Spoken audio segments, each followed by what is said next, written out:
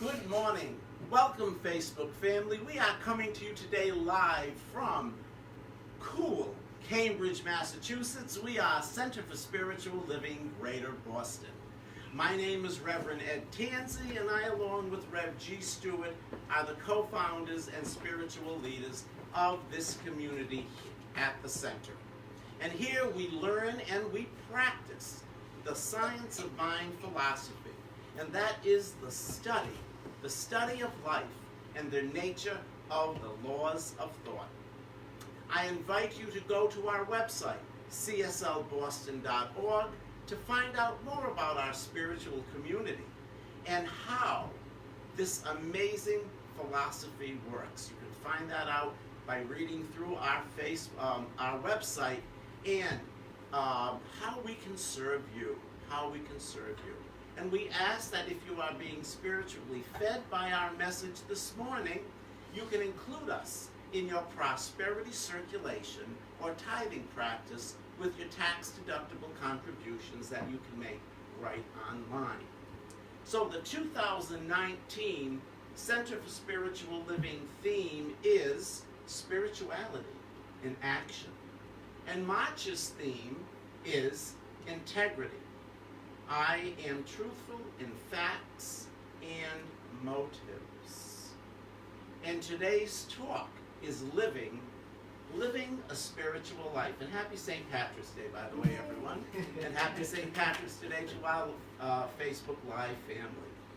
So, that's our topic today, living a spiritual life. And you know, here's that word, spiritual. Spirituality, when you think of it, is such a broad concept. It is. You know, in general, it includes a sense of connection to something bigger than ourselves. You know, and it typically involves like a search for a meaning in life. And as such, it's like a universal human experience, something that touches all. It's very personal, very, very personal. You know, what are we here for? What is our purpose here in life? And when we can connect those two things and realize that there's something bigger than we are, I feel that's the beginning. That's the beginning of one living a spiritual life. And I'm going to quote this from the Science of Mind text on page 32. It states, "All men seek some relationship to the universal mind, the oversoul, or the eternal spirit, which we call God." And just to remind you that this book was written a long time ago, and Ernest Holmes when said men, but he meant everybody. So, you know, you might say, oh, well, where's the woman in there? Well, we want to keep it in kind of how he said it, but please know that's all inclusive, okay? So again, I want to read that to you. All men seek some relationship to the universal mind, the oversoul, or the eternal spirit, which we call God. So to live spiritually means to live in oneness with the God of your understanding, nature, and all living things. That means with no disparity. We love all.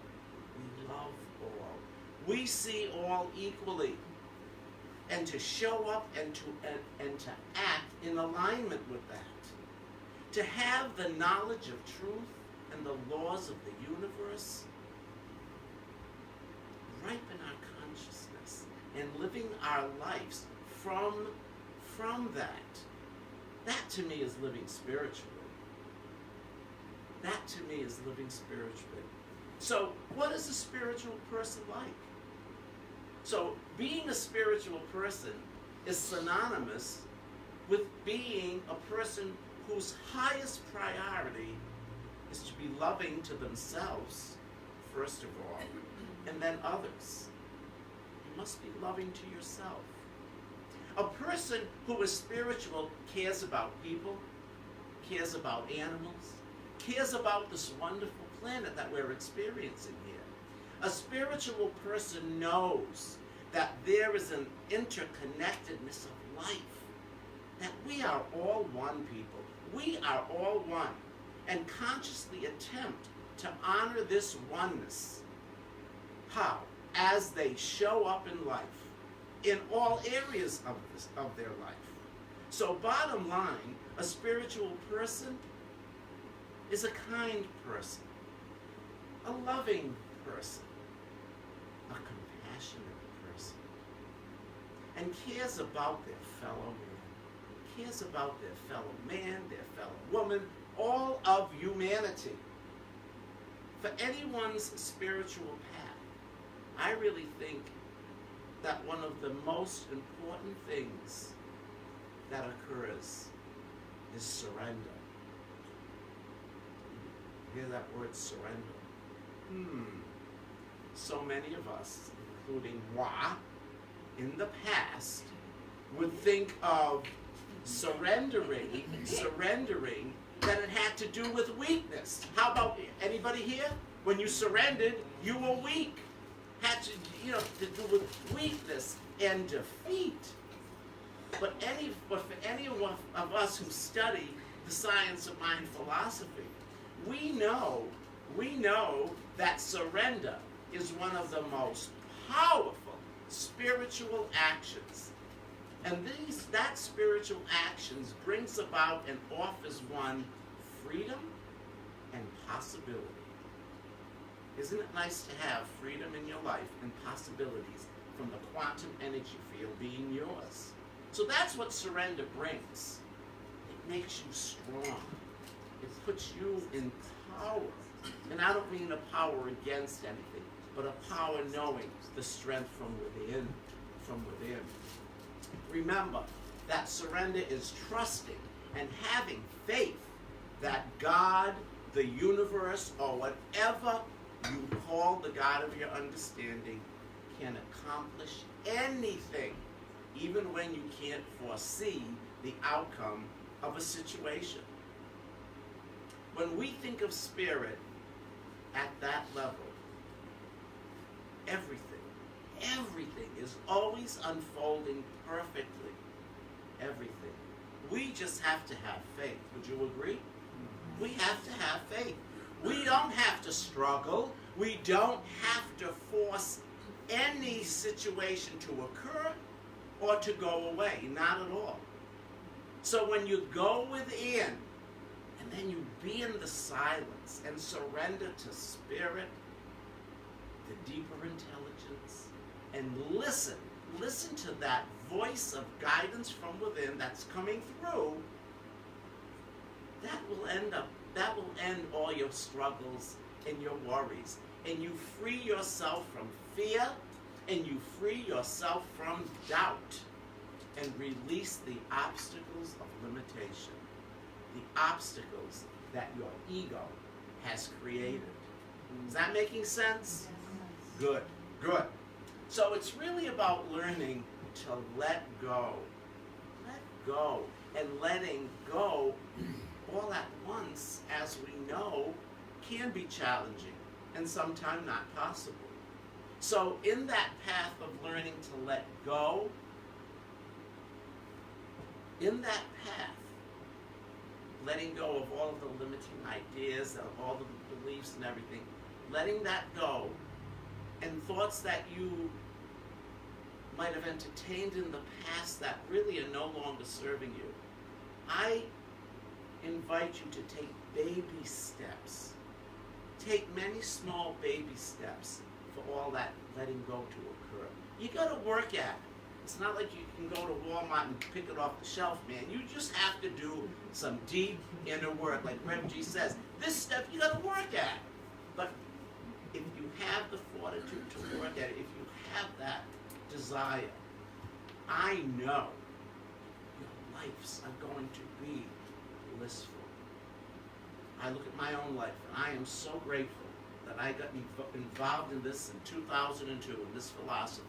I am living a blissful life, but like I didn't go by that life, I had to work for it through this philosophy.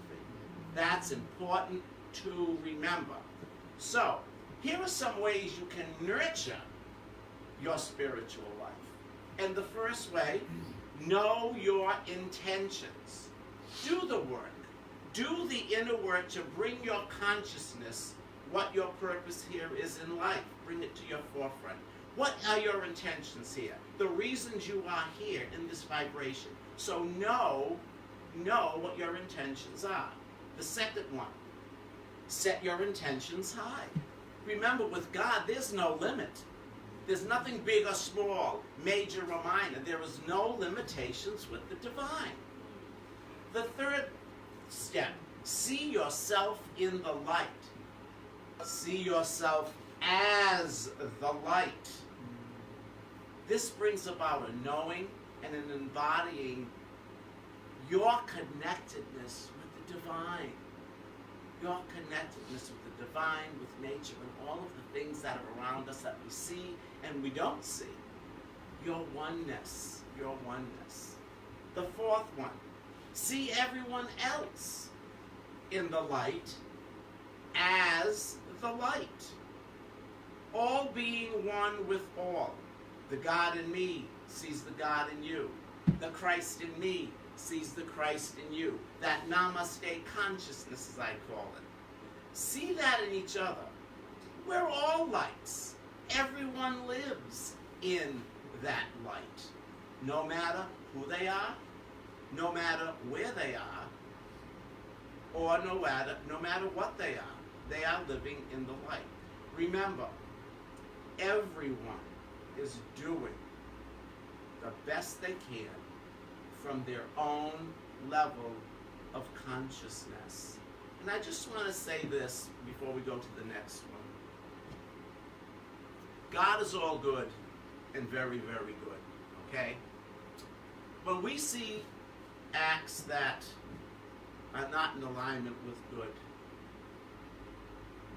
it really is about someone being in separation with the truth of who they are, or someone who might be reaching out in pain. I'm not saying it's my purpose to judge anybody. I don't believe in judging at all. So we can't walk in someone else's shoes. Okay, so I just wanted to throw that out to you, because you might say, well, when you see all sometimes things that are not in alignment, how can that be in light? That people lose their connection with the divine. But every one of us, we're made of the same stuff. We're all one with each other, even the ones who push our buttons. And I needed to say that. That's so important to remember, people. It really is. So the fifth one, reinforce your intentions every day. It behooves each of us daily to remind ourselves what our spiritual purpose is here for, what we're here for. Every day we should remind ourselves that.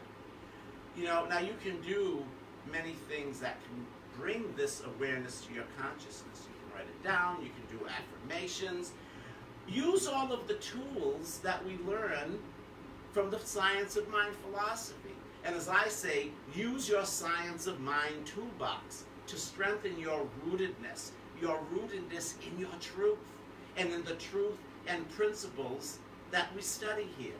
And some of the tools in your toolbox would be prayer, meditation, contemplation, journaling, visioning, centering, etc. Reading spiritual books, whatever it may be, inspirational books. Those are tools that you can use to help you be centered, help you be focused, helping you with your intentions, etc. They help you stay in connection and be in alignment with the divine. The sixth step, forgive yourself.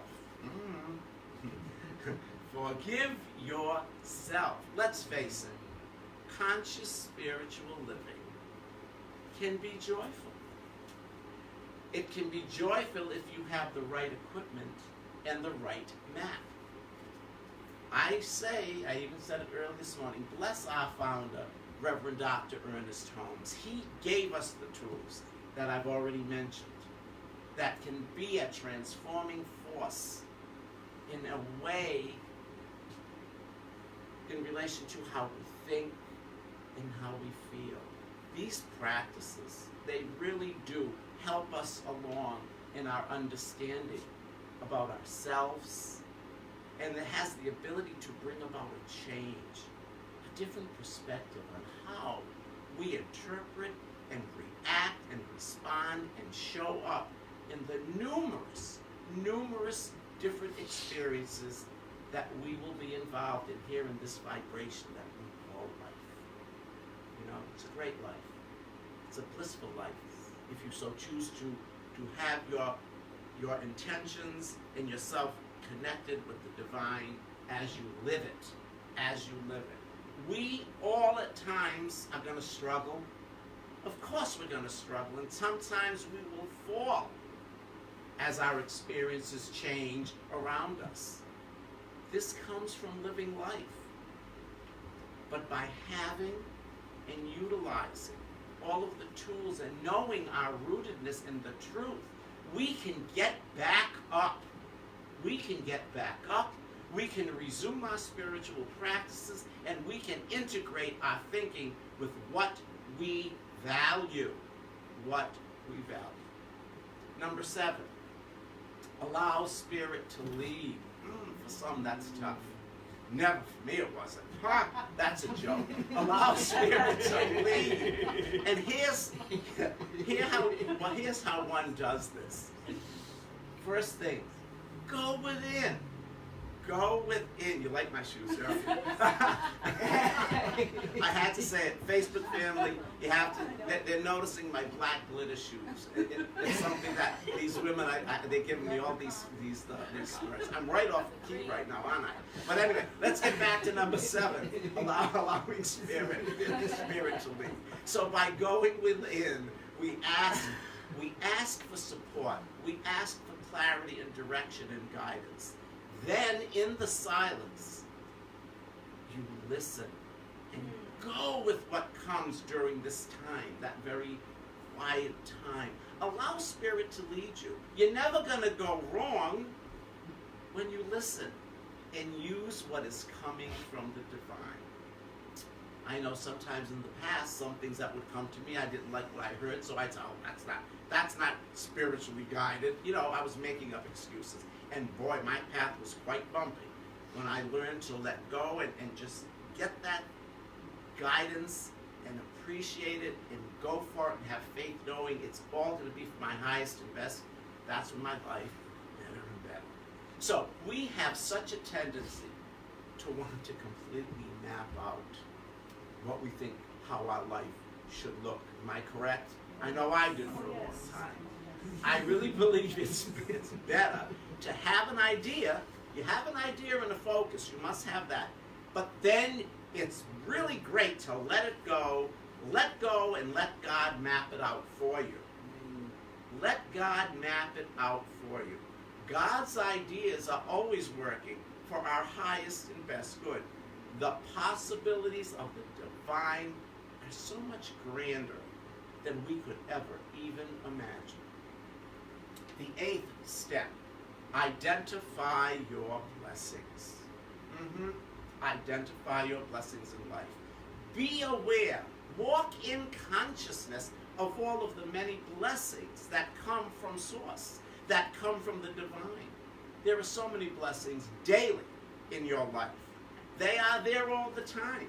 And when you can identify these blessings, people, that takes you to a higher vibration of appreciation, of gratitude, of being that grateful person, starting every day, maybe waking up being grateful. Grateful for another day, another day where more and more blessings will manifest for you in life. Gratitude is a great thing to walk from. That's what I say, walk from gratitude. And the 9th one, be in service. Oh, an extra R. I don't know how that goes there. Being in service. Rhode Island, right? Service. Being in service. Like an ear. Okay. So being in service. Being in service is another way, really, of cultivating our spiritual life. I invite you, each and every one of you, to look for ways to be of service in the community, to serve each other. To serve each other. Because as we give, we do so much. So much not only for ourselves. I feel that's secondary. But by giving, we do so much for others. Giving to others. And it's in that giving, people, that we can be the light. We can be the light. Be that light for someone who might not be seeing the light for themselves in that day. Could be as little as a smile, a recognition as you're walking during your day. It doesn't have to be anything major. It could be something very small. People want to be heard. People want to be seen and noticed and recognized. So walk around and look at people in the eye and give them a smile. See the reactions you get. So keep in mind, by involving yourself, I feel, with these 9 steps, that you will live and are living a spiritual life. That's, to me, what it's all about. Each and every one of us is living a spiritual life. When we say, people, that God is all there is and that I'm one with this and one with that vibration, there you go. Come on. Think about it. How can I not be living a spiritual life if I'm one? If I am one made in the image and likeness of God? We're all living a spiritual life. We really are. So in closing in my part of this talk, I want you to understand that spiritual living, it is not a destination. We never arrive. What we do is we pass through. We pass through times of great spiritual growth and power. And also, during that, we will pass times through challenge. Am I correct? Yes. Like, we have challenges, we have pain, and we have doubt. Come on, that's living. No one escapes this. No one gets out of it. The only variable is how one reacts, responds, how one shows up.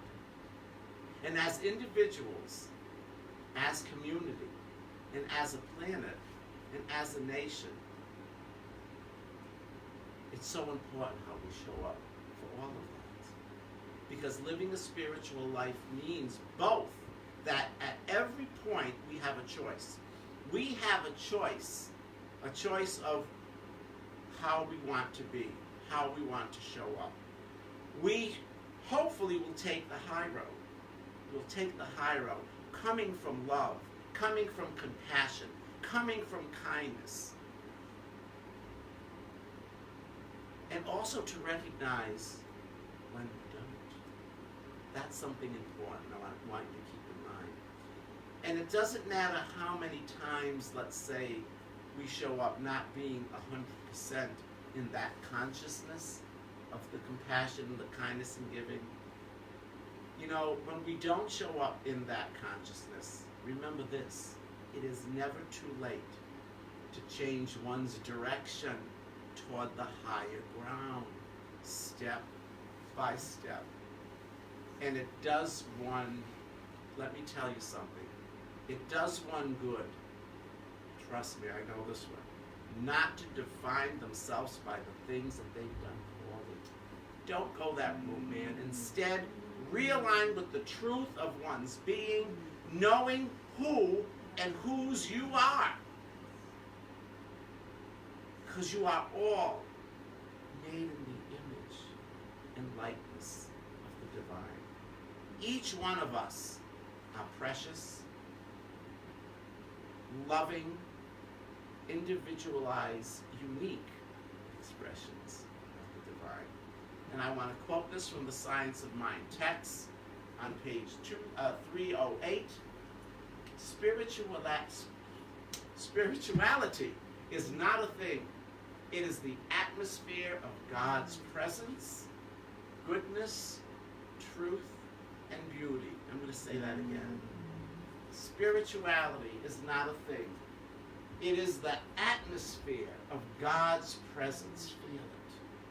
God's goodness, truth, and beauty. Namaste.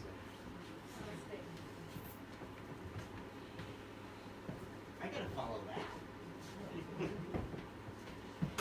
So I did want to say a word or two, because earlier, those of us who are here in the sanctuary, this is for our Facebook Live family, that we did hold a moment of silence for our Muslim brothers and sisters, and we just want to know that we are surrounding them in love, and we are holding them in consciousness. We are knowing that there is perfection and God in all of this, and that it's revealing itself through this activity.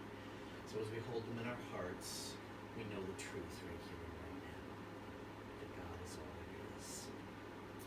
So my part of the talk today, Rev Ed gave us those great 9 steps to nurture our spiritual life. Isn't that great?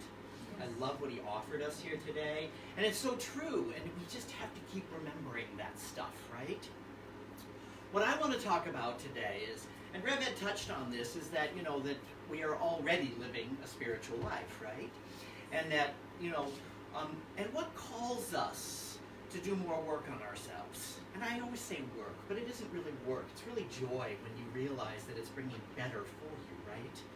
It seems like work when you first started, but it's not. And the last thing is, I want to do a process with you called Who Are You? And I think you'll really enjoy this. So that's how we're gonna move today. So when I say we're already living a spiritual life, like I said, Rev Ed touched on this, and then he said God is all there is, and that's what we believe, right? As an organization, that's what we believe.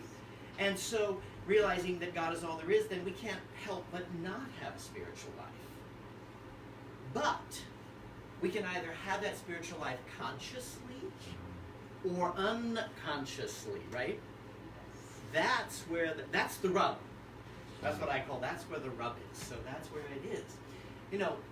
And so it is true that we have a choice to live this spiritually, the spiritual reality, in a conscious or an unconscious way. And so all of those steps that Rev Ed offered us are steps to help us to live it consciously, right? To be in alignment with the higher good and the higher truth. Ernest Holmes explains this concept in this beautiful quote that I found from him. We must not lose sight of the fact that what we are talking about has nothing to do with willpower. We've all done that, right? The willpower, we're going to force this to happen, I'm going to make it happen. We've all been there, right? So we are not forcing anything to happen. We do not coerce God. Although there were times I tried, right? We've all been there, right? We've all tried to coerce God. So, okay. As we recognize God's universal nature as good, as the source of all abundance, and as the perfection that resides behind all life, then we may come to accept all these things. So we come to accept them. We come to accept them in our lives, right? We do not create them for ourselves, although in the past I thought I did. Anybody else think that in the beginning? That I was creating everything in my life myself? That's a lot of work, isn't it? I didn't realize that we can rest on that. We can rest on the divine and know that it'll take care of things for us. So we accept them, and in our acceptance of them, they are manifested in and as our experience. So it's that acceptance, and Rev Ed alluded to this, or spoke about this in that surrender, right? Because it's accepting those things that is surrendering in to the higher good of the divine idea. We put the what out there, and we let God provide the how. That's what we do here, right? Do you agree? What I want, this is what I desire, and be open. Don't be too frameworky about it, right? Because we get too frameworky about it, and believe me, God has way greater ideas than I do. Pink, tall, Right, handsome. exactly, right, all that stuff, yeah, tall, handsome, wealthy. Fit, Hey, what can I say? hair, I got a sexy, leprechaun. so- What can I say?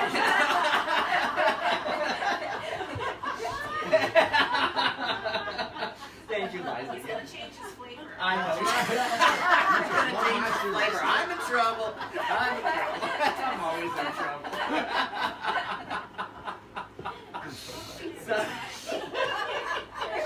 I really should tell the story about Walmart, shouldn't I? Oh, Okay, so I have to tell you the This story. is my- We were my sitting in a teacher- restaurant with my mother at that time when she was with us, and Rev Ed was there with me, and the waitress walks up to the table and she's ready to take our order, and I look at her and I say, you know, it's so tough.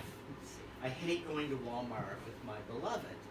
She's like, she just kind of looks at me like, oh, okay, why? You know, she doesn't really answer. She just kind of looks at me. And I said, because whenever we go to the garden department, I lose him in the gnomes.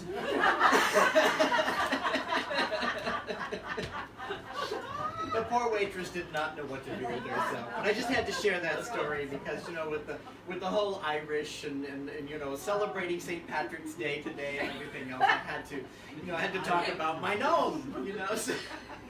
Well, I like gnomes. I do too. They They happen to be fly. my favorite thing. That's why you're in my life.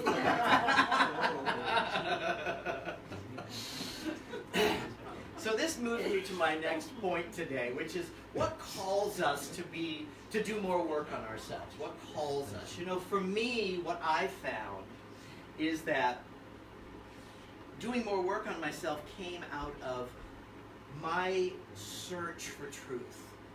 In my spiritual system or my religious system at the time, I couldn't find the answers I was looking for. They never fully evolved for me. It didn't answer my heart call. And I tried everything. I did all that they said. You know, let's do this. You know, go get baptized. Go do that. Go over, do all these different things, right? All those different things. And yet I still didn't find that it was telling me what I wanted to hear. Anybody ever been there? Done that? Or it felt like it was a bubble off a plum, you know, which is a builder's thing, you know. If you're plum, then the bubble is in the middle, on the level. So if you're a bubble off a plum, that means you're kind of a little tilted. So that's what that comes from, is that idea. And so for me, I always felt like I was just off kilter. I was not quite where I needed to be. I wanted a deeper relationship with the God of my understanding, and that was the God that I recognized when I was a kid. Anybody think the God when you were a kid was pretty awesome? Did all this great stuff, right? And then somehow we grew up and somebody told us that like God doesn't love you so much no more, right? I could never figure out that when I was a kid and I was in Sunday school that Jesus loved me. And then as soon as I went into the big church, everybody was so unhappy and grim. And Jesus stopped loving them. I was like, going, what? Only loves kids. It's like, yeah, I couldn't buy that. I couldn't buy that message. It didn't speak to my heart. You know, and I learned a greater and newer relationship with Jesus because of my search. I understood that he was coming here to teach us something. He was not the great exception. He was the great example. He was who we could follow. Wow, what messages did he give us? That we can have all that we desire if we just become that living embodiment of it. And he showed it in his miracles and all of the different things that he did. So all this searching in my life brought me in so many blessed ways to my first husband, which was Dustin Brown, who was into New Thought. And I was blessed. I found someone who could be a guide in this new way of living, in this new place of being. And so that was really wonderful. So I want to share with you, you know, this whole idea of New Thought and what it is. And I want to share with you a Howard Thurman quote. And it's about that deeper searching that we do. Whatever may be the occasion, there comes a deep necessity which leads you finally into the closet with yourself. I ain't going back in the closet, anybody, so we're not, I did that twice. That was enough. So thank you, Howard. I'm not following you on that one. But I get what he's saying. It's about going within, right? It's about going within. It is here that we raise the real questions about yourself. The leading one is, what is it, after all, that I amount to ultimately? Such a question cuts through all that is superficial and trivial in life to the very nerve center of yourself. What is it that I am about ultimately? And that's what my process later is going to be. So I want you to know that there's some really great ideas that I pulled from what he said. So it was that strong desire that cut through the nerve center that allowed the universe to provide the person, in my case, that offered me these great opportunities to grow my consciousness, to grow beyond the limitations of what I had experienced in the past. With this growth opportunity at my fingertips, and many of those things that I said when they were at my fingertips, was that Dustin had an amazing library of spiritual books. So those were at my fingertips. So a new consciousness, a new idea was at my fingertips, and I was in such joy realizing that opportunity. So I was poised then to learn to get into the flow of the universe. And I love how Ernest Holmes puts this in this next quote here. The universe does not toil, it flows. How many of us have thought we had to toil? Right? We've all toiled in our life. So the universe does not toil, it flows. Should not each of us then stimulate himself or herself to the act, not of intercession for a greater givingness of God, but for the more complete opening of the channel for the outflow of that which shall eternally inflow. Wow. Get my little self out of the way. Isn't that what he's saying here? And allow the flow to come through, to be in the line of that outflow, which then becomes the inflow, right? That's what he's talking about. Ernest had so many great ways of explaining to us that we have so much more. This was just the beginning of getting into the flow for me. Like some of you just I could not stop once I got into this teaching. I mean, I started taking class after class after class.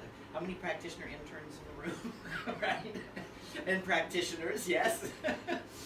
You just get into it and you can't stop. You just need to, I want more. I want to know more. I want to feel more. And so for me, that's what happened. So I not only wanted to grow myself, but as I continued to grow in this teaching, I wanted to help to grow others in their lives. And isn't that what happens? We start to want to reach out and help others to see the light in themselves as we grow in this consciousness. It's so beautiful. It's such a great gift. So what I want to do is I want to move into our process here in just a moment here, but I want to share a couple of more things here because I think Howard Thurman, and this was again is from our book of March, which is the Inward Journey. And Well, I got it right here. thank you. All right. So he says, when have you last had a good session with yourself?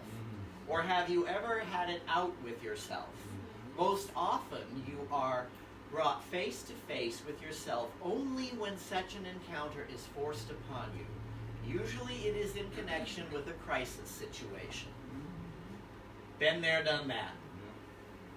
A crisis. For me, it was a crisis in faith.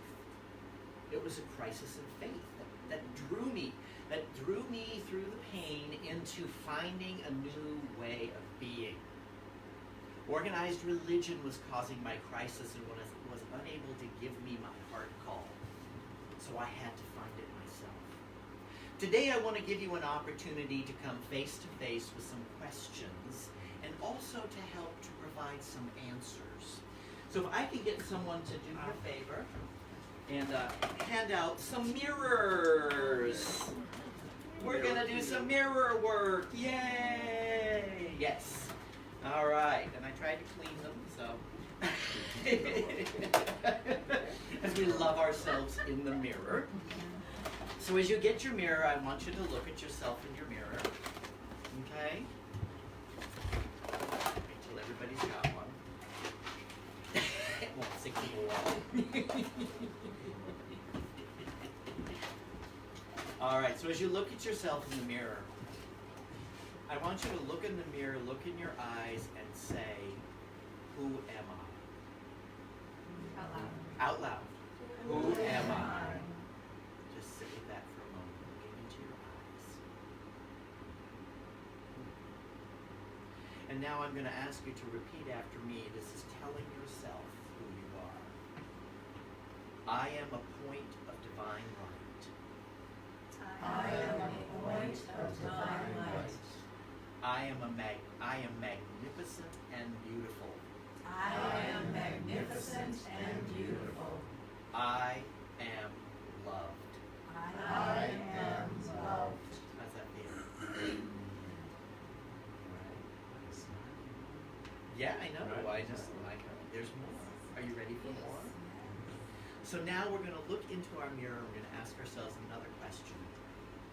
What is it that I amount to ultimately? What is it that I amount to ultimately? Just listen.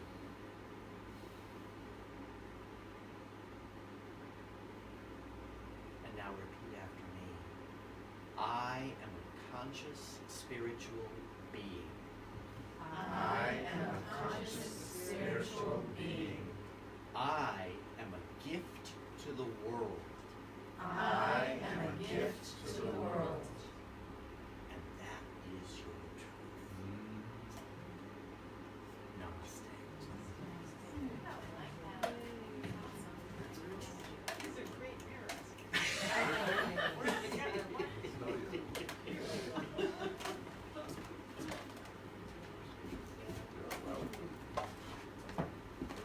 We're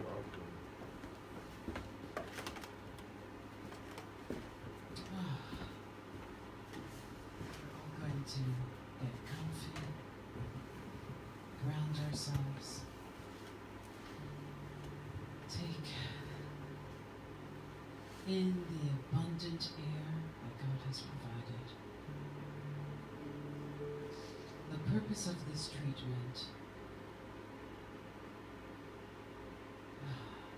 is for each one here to live a consciously magnificent, successful, powerful spiritual life.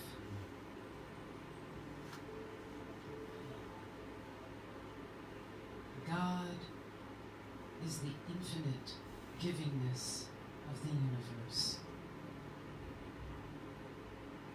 God is infinite love and eternal life. God is all beauty, all bounty, all wisdom and knowledge. God is the infinite creation of the cosmos. The raindrops, the sunshine, the grains of sand, the cells, the infant's fingertips, the beating heart, the smile. All God, all aspects of this miracle working power that forever is.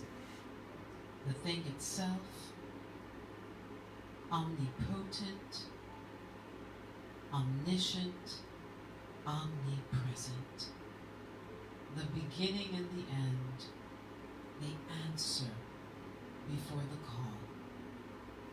And I am one with this power and this presence. I live, move, and have my beingness in this life, love, in this presence known by infinite names, Holy Spirit, God mind, Christ consciousness, Allah, Krishna, all beautiful names. And because I am one with this power and this presence right here and right now, I know that each one present, each one live streaming, each one who will watch in the future is one with this power and this presence. And I know that the words that I speak in this very moment are the truth about each one here. Each spiritual being is now living in conscious awareness, conscious connection with the one who forever is. Each one here is awakened to the truth of their being. Magnificent, beautiful, powerful, fulfilled, wealthy, opulent, healthy, vital, and whole. Each one here steps into the allness of God consciously. Each one here is a spiritual warrior with high-minded intentions. Each one here no longer sits in a consciousness of limitation, doubt, worry, and fear. All of this is instantly replaced right here and right now with opulence, power, God confidence, spiritual assurance, personal mastery, magnificence, creativity, vitality, joy, and happiness. Each one here knows what they are meant to do on this planet. Each one here lives in alignment with their life purpose. Each one here is a channel for opulence, wealth, peace, compassion, forgiveness, harmony, and joy. Oh, and it's easy. Each one here ceases from struggle, steps into ease and God's infinite grace. Each one here lives a life of magnificence easily and effortlessly. There is no big or small. There is no limitation. With God, all is possible right here and right now for every being here. Oh, what a beautiful life. For each consciousness, each heart, each mind, and everything that would keep each one here from living a life of magnificence is dissolved right here and right now in the mind and by the power of God. All limitations are transmuted and transformed and returned back into the nothingness from which they came. God is all there is for each one here. And with God, everything is possible. Each one here seeks the kingdom first, and everything is added. As Jesus, the master teacher, told us, ask and it is given. It is given right here and right now, overflowing in abundant good, unlimited waterfalls, avalanches of abundance in mind, body, and spirit. Oh, how grateful I am. How grateful I am to know the truth that sets us free. How grateful I am to be a witness to the magnificent lives being lived by each one here. What a celebration. What a joy. Lives lived in ease, in grace, in beauty, in body, in bountifulness. Oh, I'm in celebration and in gratitude.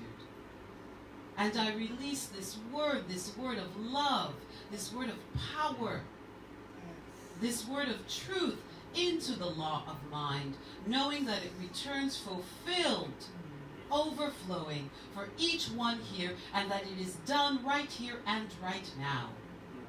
And I end this treatment by saying, and so it is. Amen. Wow. Thank you.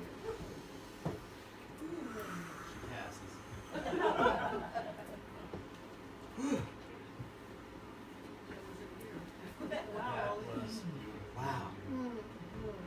Thank you. Thank you. I know that.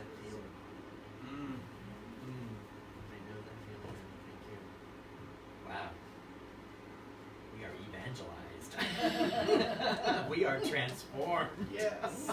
Can you give me the affirmation slide, please, Reved? So let's join together in our affirmation today. This comes from Reverend Molly Cameron in Columbus, CSL, which is where Carol and Lee are from originally. So let's read this together. Today I choose to walk on the high road with Spirit as my companion and friend. Let's say it one more time. Today I choose to walk on the high road with Spirit as my companion and friend. And so it is. Yes.